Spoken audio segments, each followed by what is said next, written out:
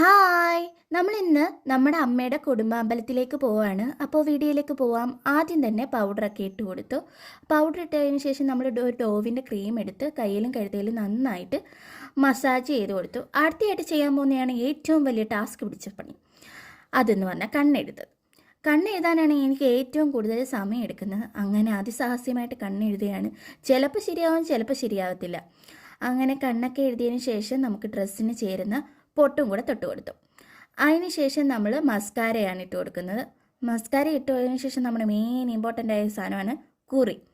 അങ്ങനെ കുറിയും കൂടി ഇട്ട് നമ്മൾ മുടിയൊക്കെ ചീവിക്കെട്ടി അങ്ങനെ വലിയ മേക്കപ്പ് എന്ന് പറയാനില്ല, എൻ്റേതായ രീതിയിലൊരു മേക്കപ്പ്. അങ്ങനെ അവർക്കൊക്കെ കഴിഞ്ഞ് നമ്മൾ നേരെ അമ്പലത്തിലേക്ക് പോയി. അമ്പലത്തിൽ ചെന്നപ്പോഴത്തേക്കും ചന്ദനത്തിന് വിളക്കെണ്ണയെ മേടിച്ചു. ഇതാണ് നമ്മുടെ കുടുംബക്ഷേത്രം, കോലടുത്ത് ശ്രീ ഭദ്രക്ഷേത്രം.